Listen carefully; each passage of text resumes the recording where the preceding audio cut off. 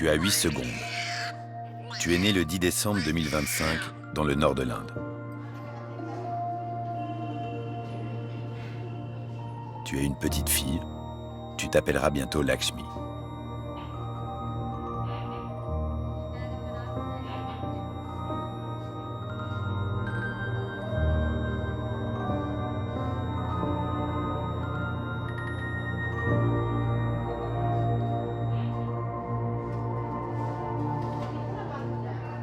Voilà, ce sera toi le premier personnage de notre film.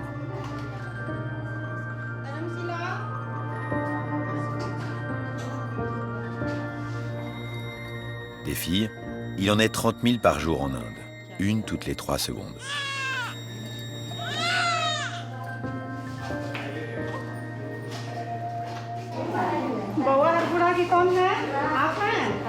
Je la donne à la maman. Tiens, ta princesse. Elle est belle.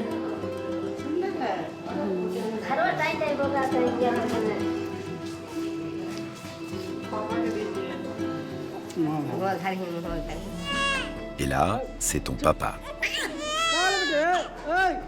Tout doux. T'es la plus heureuse dans les bras de ton papa. Moi, tout ce que je voulais, c'est une fille. Pour nous, c'est la divinité Lakshmi qui est arrivée à la maison.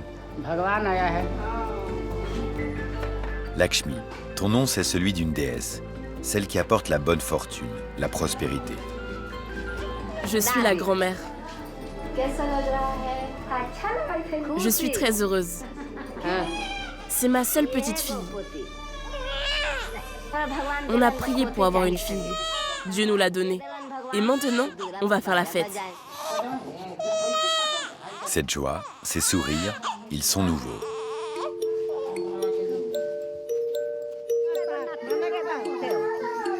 En Inde comme en Chine, l'arrivée d'une fille, c'était pour beaucoup l'arrivée des soucis. Les garçons étaient préférés, favorisés, adulés. Des millions de familles se sont même mises à choisir de ne pas avoir de filles. Au début des années 2000, pour 100 filles, il naît en Inde 110 garçons, et même 120 en Chine.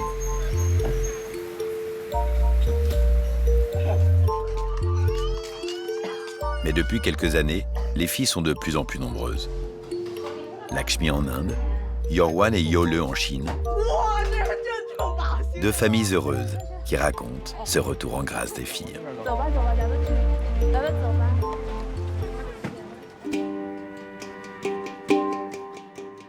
C'est dans ce village de la plaine du Gange que grandit Lakshmi.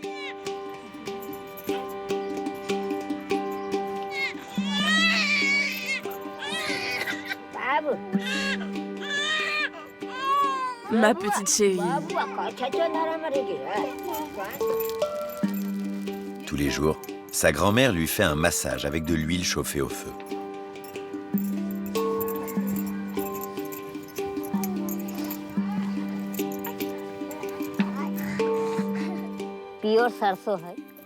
C'est de l'huile de moutarde pure.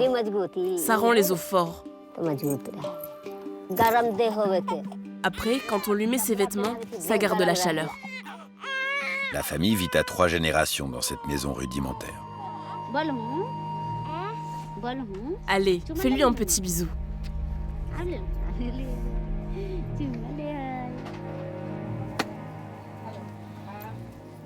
C'est de l'eau, de la bouse de vache et du foin. Plutôt que d'acheter du bois, eh bien, je fais sécher ces petites bouses. On les utilise pour faire du feu et cuisiner. On n'a pas d'argent, que voulez-vous?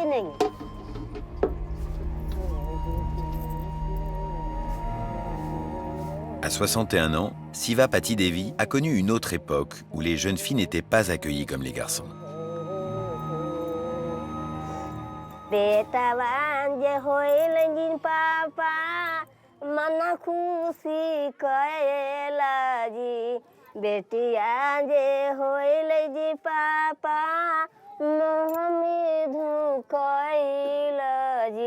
Quand les gens ont une fille, le père pense « Oh, j'ai une fille ».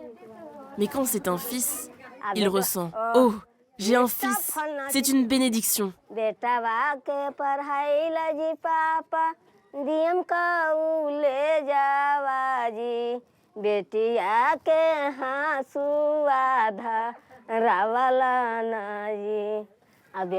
fils, lui, il va étudier dans cette école, dans cette université là-bas.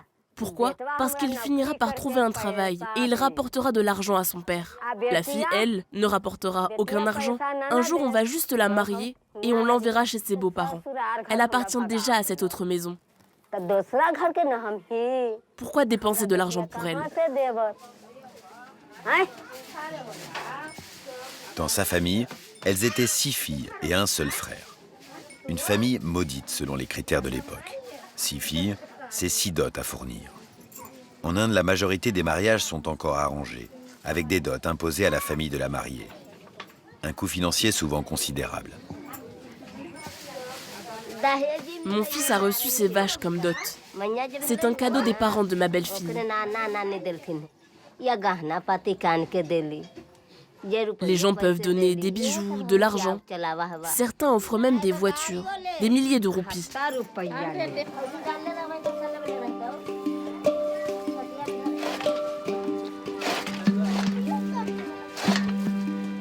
Ce matin, la mère et la grand-mère de Lakshmi emmènent les 3 frères de la petite fille à l'école où elles n'ont jamais eu droit d'aller.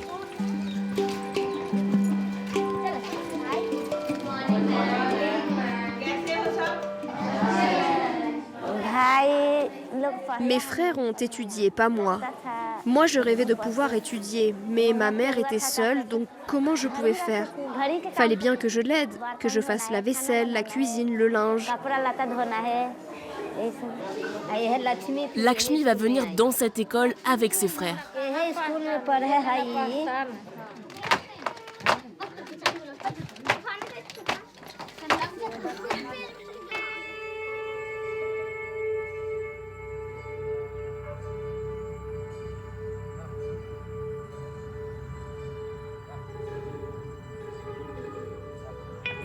Je promenais mes animaux le long de la rivière. J'ai aperçu des doigts là. Je vais vous montrer. C'était comme ça. Le corps était couvert de terre. On ne pouvait voir que les doigts qui dépassaient. Je me suis approché et j'ai vu que les doigts bougeaient, le bout des doigts. Son cœur battait et ça faisait trembler la terre légèrement, comme ça. Elle s'est mise à pleurer et c'est là que j'ai compris qu'elle était en vie. J'ai complètement paniqué, je suis devenu fou. Je me suis mis à courir et j'ai appelé des gens.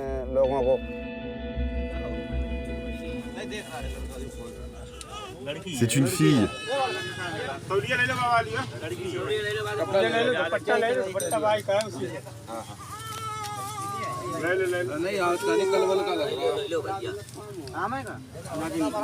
On t'a baptisé Puri, petit ange. Tu avais une dizaine de jours. Tu n'as pas survécu à tes blessures. Tu es morte le 21 septembre 2025 à l'hôpital. On ne sait rien d'autre de toi.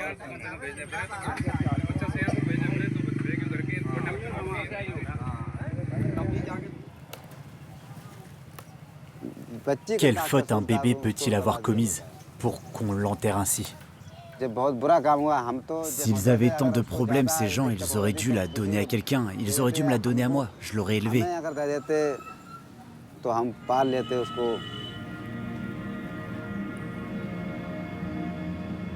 Elle est venue de la terre et elle est repartie à la terre.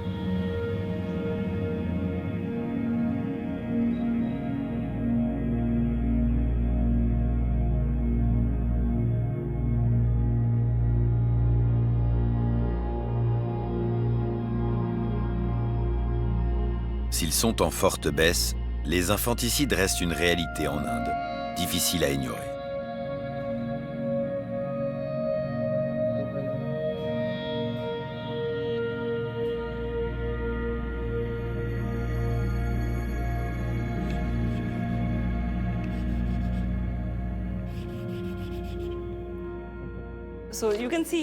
Vous voyez, une enfant de 9 jours a été tuée. Je n'arrive pas à m'habituer à ces articles. Selon cet activiste, les meurtres de petites filles sont bien à l'origine du déséquilibre démographique indien.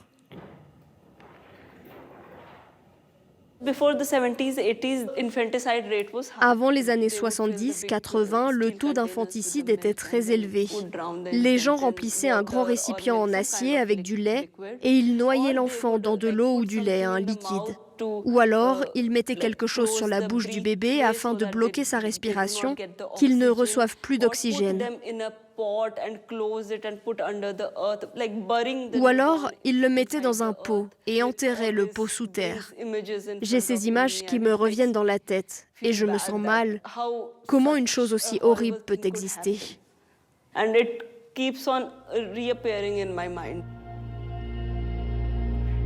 Mais pour Jyoti, la véritable cause de la disparition massive des Indiennes, ce serait d'abord les féticides, le fait de tuer une petite fille avant sa naissance, un avortement sélectif. À la fin des années 90, début 2000, la technologie était partout. Les échographes, on les trouvait même dans les petites villes. Si vous déterminez le sexe de votre fœtus, vous pouvez avorter et personne ne saura jamais. Donc le nombre de féticides est devenu très élevé en comparaison aux infanticides. Le déséquilibre homme-femme prend alors une ampleur démesurée partout en Inde. Dans les districts les plus affectés, il naît parfois seulement 750 filles pour 1000 garçons. En 1994, pour freiner l'hécatombe, le gouvernement indien rend la détermination du sexe du fœtus illégale. Et les opérations clandestines ont été un facteur clé dans la mise en œuvre de cette interdiction. L'ONG de Jyoti fournit aux policiers des femmes enceintes pour des opérations clandestines. Le but, arrêter les docteurs qui divulguent le sexe du fœtus. Des raids lancés dans tout le pays dans les années 2010. 5 000 roupies payées d'avance, une femme enceinte envoyée comme leurre, un appareil à échographie confisqué. Ces images ont été tournées par la police juste après une arrestation. Là, c'est le lit pour les avortements.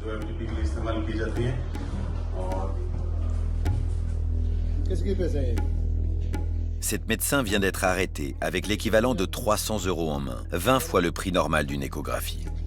C'est quoi cet argent? Pourquoi vous avez pris cet argent? Ces opérations et leur couverture médiatique ont permis une prise de conscience nationale. Dans le seul état du Rajasthan, 600 000 filles auraient ainsi évité la mort ces 10 dernières années. Des millions à l'échelle du pays. Grâce aussi à des initiatives étonnantes.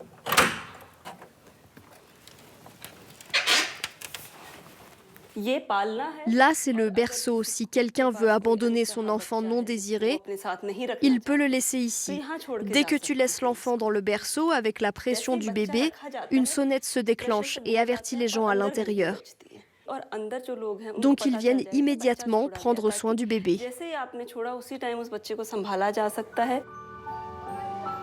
Pour Jyoti, loin d'encourager les abandons, l'initiative, mise en place dans plusieurs États indiens, aurait permis de sauver des milliers de petites filles.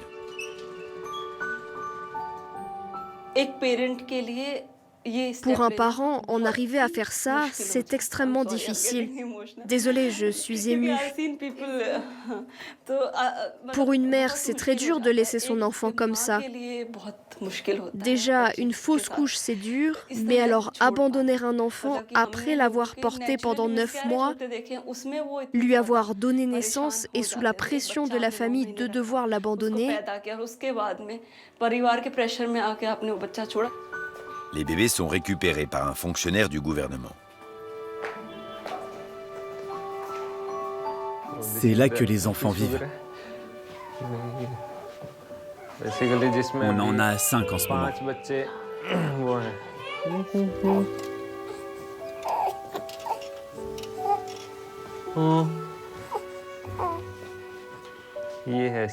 Elle s'appelle Sia. Elle a été retrouvée dans un berceau anonyme il y a 1 mois. Mais tu es toute mignonne, toi. Quand elle est arrivée, elle avait quel âge? Elle a été abandonnée le jour de sa naissance. Elle a pris du poids depuis. Elle grandit bien.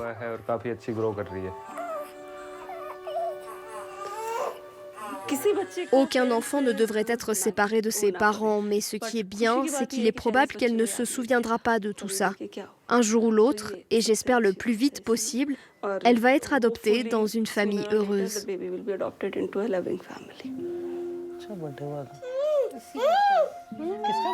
Là, c'est l'anniversaire de qui? Le mien. Et qui coupe le gâteau? Papa et moi. Toi et moi. Adira a été recueillie dans le centre visité par Jyoti avant d'être adoptée en 2024.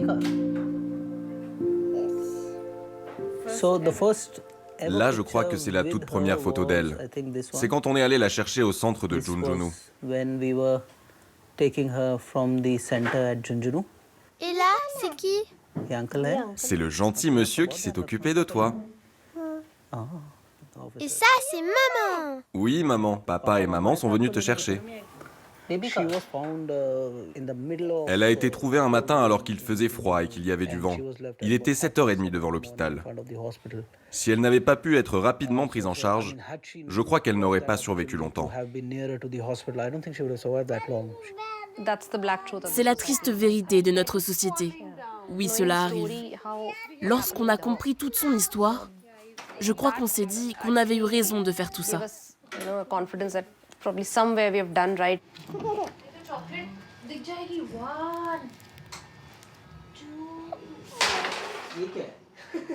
Ce couple avait déjà un fils et pouvait avoir un deuxième enfant.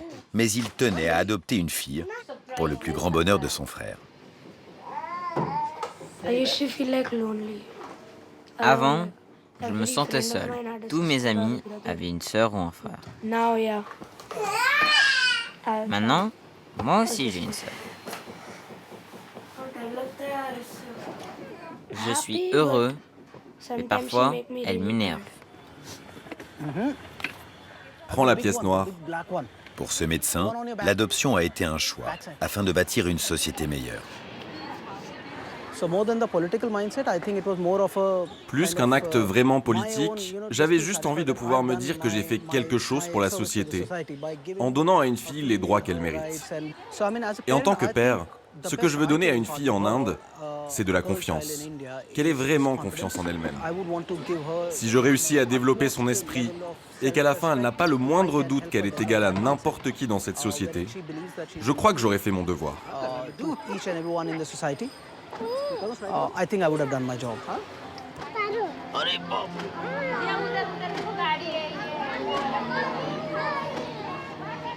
L'Inde n'est pas le seul pays où naître fille a longtemps été une infortune. Obsédés par l'idée d'avoir un fils à tout prix, les Chinois ont eux aussi pratiqué des infanticides, en particulier dans les campagnes. Dans la région de Putian, dans le sud-est de la Chine, une autre pratique témoigne des discriminations subies par les femmes dès leur naissance. Les filles vendues.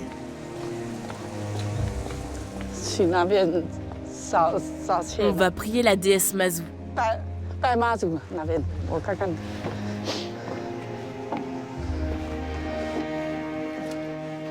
Hu Jingjiang ne connaît pas ses parents biologiques, car elle a été vendue dès sa naissance pour 90 yuan, à l'époque l'équivalent de 2 mois de salaire d'un ouvrier.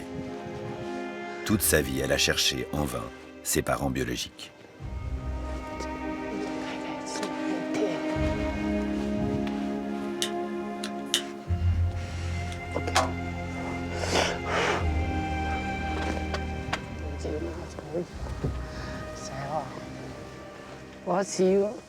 Je prie pour retrouver vite mes parents, mes frères, mes sœurs. Ils me manquent.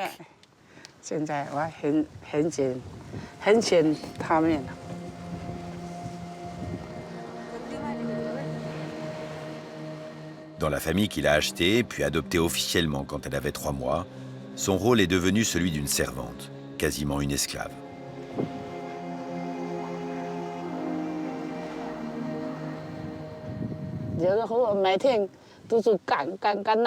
Quand j'étais petite, je devais travailler tous les jours à la maison. Si je ne travaillais pas, on me battait. C'est ma mère adoptive qui me battait, tous les jours, ici et là, très fortement.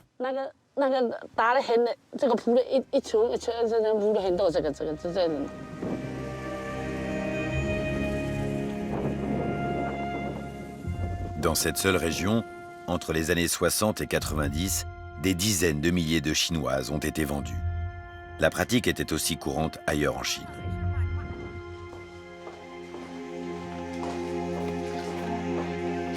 Cette amie de Xinjiang a elle aussi été vendue. La plupart du temps, on était adopté juste après la naissance. Parfois même lorsqu'on était encore dans le ventre de notre mère. C'était très commun. C'est ce qui m'est arrivé. Nos parents n'avaient pas assez d'argent pour élever leurs enfants. Certains estimaient qu'ils avaient déjà trop de filles. Dans la nouvelle famille de Xinjiang, il y avait déjà des enfants, mais ils n'étaient pas traités comme elle. Ma mère adoptive laissait ses enfants biologiques aller à l'école, mais pas moi. Elle avait peur que je m'enfuis. Elle mangeait bien, son fils aussi. Nous, on mangeait ce qu'il restait. Si j'avais été un garçon, ma vie aurait été bien différente.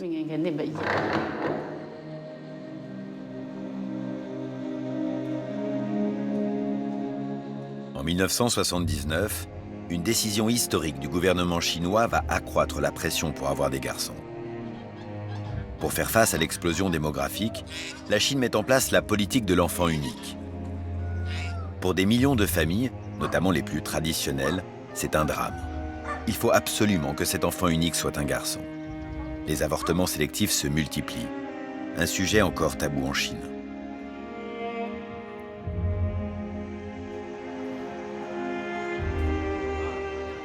Aujourd'hui, selon l'ONU, il manque près de 70 millions de Chinoises.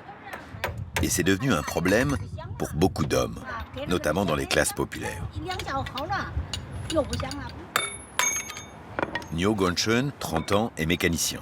Il gagne moins de 1 000 € par mois, un revenu modeste, insuffisant pour trouver une épouse. Merci bien. Célibataire depuis 12 longues années, le mariage est devenu son obsession. Il passe son temps sur les applications de rencontres et a même recruté depuis 2 mois ce qui s'appelle en Chine une entremetteuse. La première fille qu'on m'a présentée, elle a dit que j'étais trop grand. Elle n'aimait pas les types trop grands ou trop costauds. Et après avoir discuté de mon milieu familial, de mes revenus, de mon travail, elle n'a plus voulu me parler. Elle a dit que nous n'étions pas destinés. Franchement, ça m'a miné le moral. Alors, pour trouver cette moitié dont Guangchen a tant besoin, il a appelé à la rescousse son meilleur ami. Lui est déjà marié.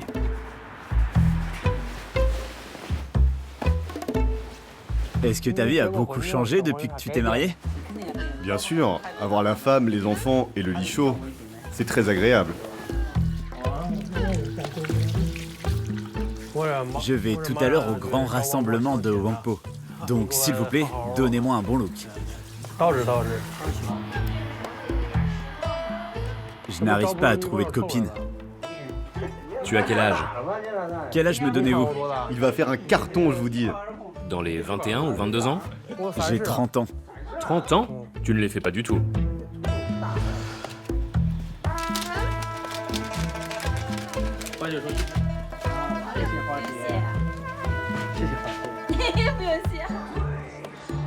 Les 2 amis se rendent dans un parc d'attractions. Ils veulent voir une marieuse très célèbre, capable de former des couples sur le champ. Avec près de 300 millions de célibataires, la Chine est le plus grand marché au monde pour l'amour. Reculez un peu, merci. La marieuse de Wangpo est un personnage très connu du folklore chinois. Entremetteuse habile, expiègle, une alternative joyeuse aux applications de rencontres jugées trop froides, trop codifiées.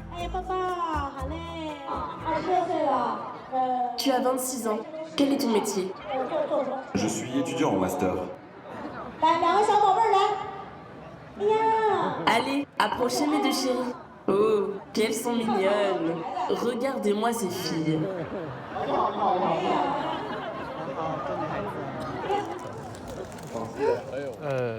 Il y a des mecs de tout le pays.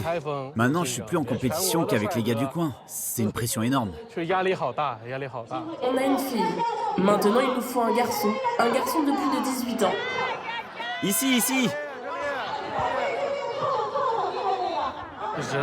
Il y a vraiment trop de monde. Heureusement que je me suis marié tôt, moi. Je n'ai pas à galérer comme ça pour trouver quelqu'un. J'ai toujours pensé que j'étais plutôt bien bâti. Mais je n'imaginais pas qu'il y aurait autant de beaux gosses ici. L'animatrice ne me voit même pas.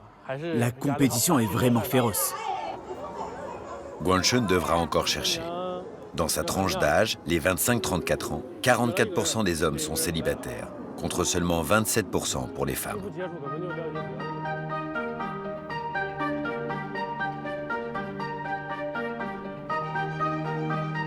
Pourtant, le malheur des jeunes Chinois ne sera pas éternel. S'il naît toujours en Chine plus de garçons que de filles, aujourd'hui le sexe ratio à la naissance est quasiment revenu à l'équilibre. Un miracle.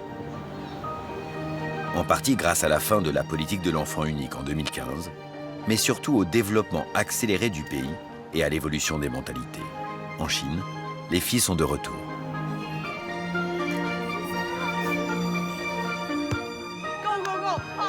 Yorwan et Yole, 11 et 9 ans, vivent à Shanghai. Et dans leur résidence, parmi les voisins, il n'y a plus aucun garçon.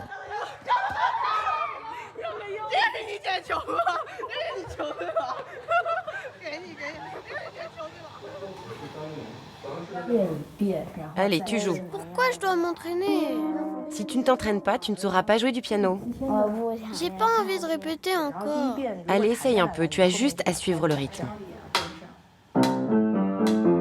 Les deux jeunes shanghaïennes ont eu la chance de faire de la natation, des cours de dessin pour l'aînée, de piano pour la benjamine. Leurs parents veillent à leur bonheur comme à leurs études.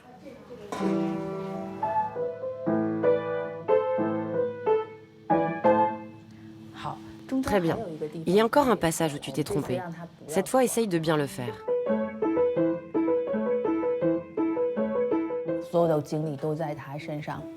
Deux enfants, c'est mieux, je trouve. Forcément, ça répartit un peu ton attention. Et entre elles, maintenant, elles peuvent jouer ensemble. Donc je n'ai plus besoin d'être autant derrière elles.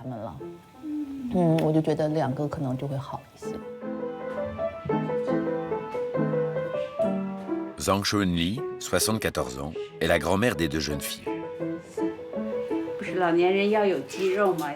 On dit que les personnes âgées doivent avoir du muscle, non? Sans muscle, pas de santé. Originaire de Mongolie intérieure, elle vient passer l'hiver à Shanghai. En quelques décennies, elle a connu une métamorphose de la société chinoise. Moi, au départ, à cause des anciens, je me disais que dans une famille, il fallait qu'il y ait au moins un garçon. En Chine, pendant des siècles, le fils restait vivre chez ses parents et s'occupait d'eux. Tandis que la fille, une fois mariée, avait la charge d'autres parents, ses beaux-parents. Avant, on disait qu'avoir une fille, c'est comme de l'eau versée dehors. C'est-à-dire qu'une fois née, c'est comme si on l'avait donnée à une autre famille. Alors qu'un garçon, on pouvait le garder. Il permettait d'avoir une descendance nombreuse.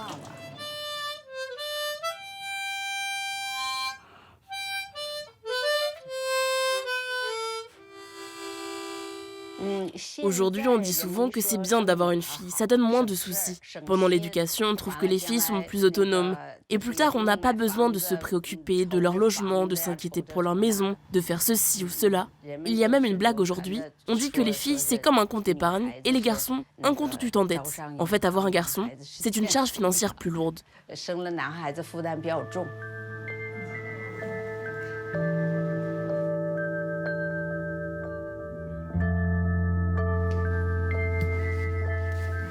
Comment faire évoluer les mentalités?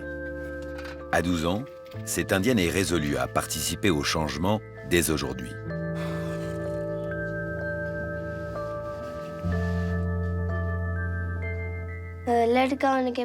Quand un fils naît, les gens arrêtent d'avoir des enfants. Mais lorsque c'est une fille, ils veulent absolument avoir un garçon. Ils pensent que les garçons, c'est nécessaire pour continuer la lignée. Mais pourquoi moi, je ne peux pas continuer la lignée? Dernier jour de campagne pour Gourvi. Son objectif, être élu à la tête d'un conseil de filles. Une initiative qui vise à mettre la nouvelle génération au cœur d'un changement de société. Dans cet état très conservateur de l'Haryana, ce sont les hommes qui contrôlent les conseils de village. Les femmes, elles, se voilent encore devant les hommes.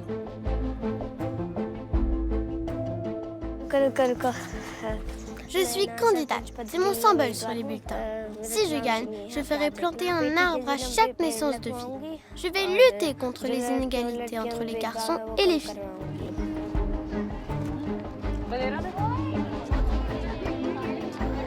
Tous les jeunes de 11 à 17 ans, filles ou garçons, sont invités à voter. Derrière ce projet féministe, il y a un homme. Il y a eu 300 votes. Ce père de famille veut impliquer les filles elles-mêmes, les premières concernées, dans la protection des fœtus et bébés-filles.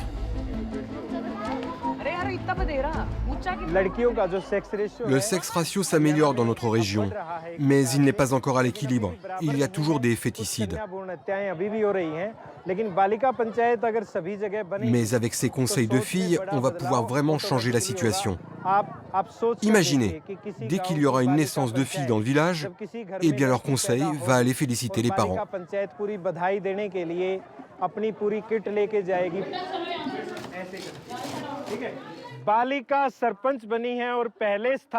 Et la gagnante est Tamanna.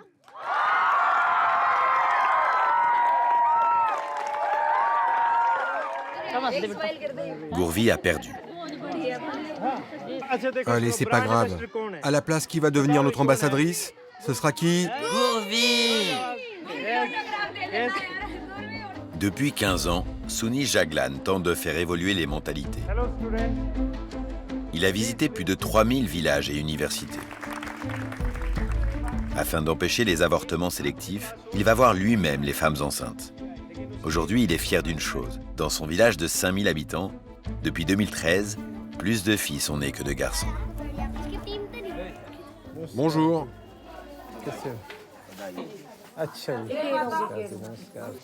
Dans cette famille, elles sont 9. 9 filles et ce petit garçon qui vient de naître.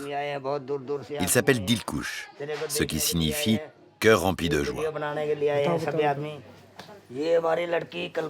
C'est ma première fille qui s'appelle Kalpana. La deuxième, c'est Arti. Sunil fait alors une découverte qui va l'affecter profondément. La cinquième s'appelle Mafi. Mais non, c'est Kafi, elle. Ah oui, Kafi. Et la sixième, c'est Mafi. Ce père a nommé 2 de ses filles Kafi et Mafi, qui signifie « ça suffit » et « désolé ». Une pratique visant à conjurer le sort pour avoir un garçon. Et le numéro 10, c'est notre Dilkush. Moi, je n'ai jamais fait de meurtre comme les autres, ou ces tests que certains font. Je n'ai rien fait de mal. J'ai juste prié et prié Dieu. Je suppliais les dieux de me donner un fils. Et à chaque fois, c'était une fille. Mais je n'ai jamais perdu espoir. J'étais sûre que j'allais finir par avoir un fils.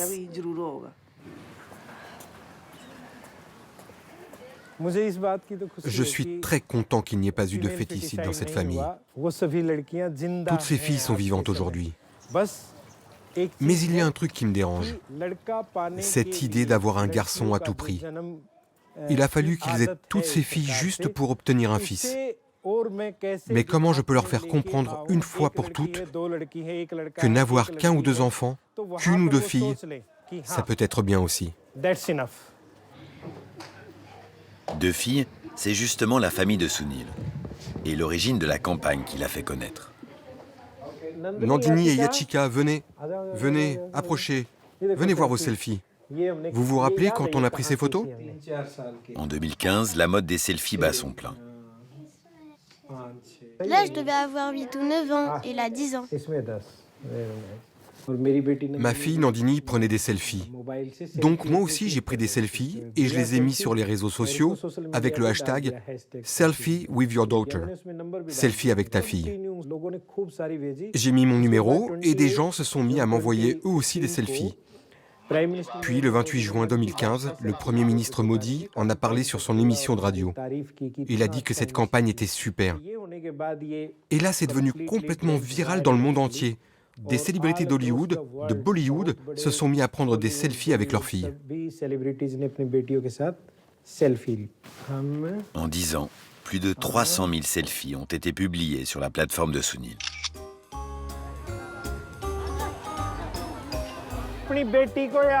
Ceux qui sont avec leur fille ou petite fille, peu importe son âge, venez ici. Je vais vous montrer comment prendre un bon selfie. Regarde comment je le tiens. Tu tiens avec 2 doigts comme ça, le pouce en l'air, tu dis « Guy », tu appuies sur le bouton. Oh, tu n'as qu'à appuyer toi-même. Mais non, l'idée c'est que tu le fasses toi.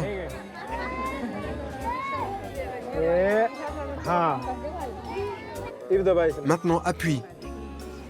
Allez, dis « Guy ».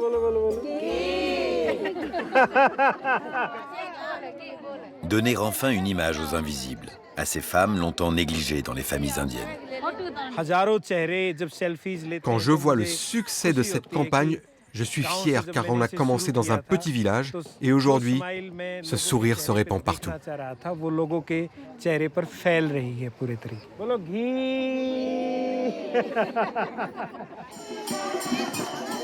Ce sourire, il est aujourd'hui sur tes parents, Lakshmi, et ta grand-mère.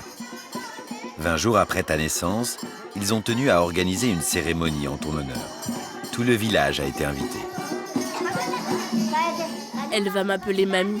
J'ai hâte. On est vraiment heureux d'avoir une petite fille. Tu es la déesse Lakshmi. Elle fera des études, évidemment. Je ne sais pas quel plan Dieu a pour elle. J'aimerais qu'elle devienne fonctionnaire, docteur ou ingénieur.